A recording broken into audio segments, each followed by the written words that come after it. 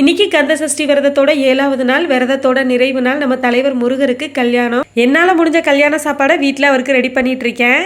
காலையில சீக்கிரமாவே எழுந்து குளிச்சுட்டு சமைக்க ஆரம்பிச்சுட்டேன். முருகனுக்கான கல்யாண சாப்பாடு நான் வீட்டுல என்னென்ன செஞ்சிருக்கேன்னு பார்க்கலாம். வெண்டைக்காய் பொரியல், உருளைக்கிழங்கு பொரியல், முட்டைக்கோசு பொரியல், சுட சுட சோறு, முள்ளங்கி, முருங்கைக்காய், கத்திரிக்காய், கேரட் எல்லாம் போட்ட சாம்பார், உளுந்தவடை, அப்பளம், சேமியா, ஜவ்வரிசி, பால் பாயாசம், அப்புறம் தயிர். இதெல்லாம் தான் நம்ம தலைவர் முருகனோட கல்யாணத்துக்கு நான் வீட்டில் கல்யாண சாப்பாடு ரெடி பண்ணியிருக்கேன். முருகனோட கல்யாணத்தை பார்க்கறதுக்கு பட்டு புடவைலாம் கட்டிட்டு கோவிலுக்கு போகணும்னு ரொம்ப ஆசை. அதுக்கான பிளானுமே போட்டு வச்சேன். சென்னையில் மழை நாள் காலையில் ஸ்டார்ட் பண்ணது, மறுநாள் சாயங்காலம் வரைக்குமே மழை விடவே இல்லை. அதனால அந்த பிளான் எல்லாமே கேன்சல் ஆயிடுச்சு. முருகனை நினைச்சிட்டு இந்த வருஷம் தான் பால் பழ விரதம் இருக்க ஆரம்பிச்சேன். அவரை நினைச்சனால 6 நாளுமே பசின்ற ஒண்ணு இல்லை. இன்னைக்கு 7வது நாள் கொஞ்சம் டயர்டா இருந்ததே, இருந்தாலுமே விரதத்தை நல்லபடியா பூர்த்தி பண்ணிட்டு படையல் போட்டு காப்பு கயிறையும் கழட்டிட்டேன்.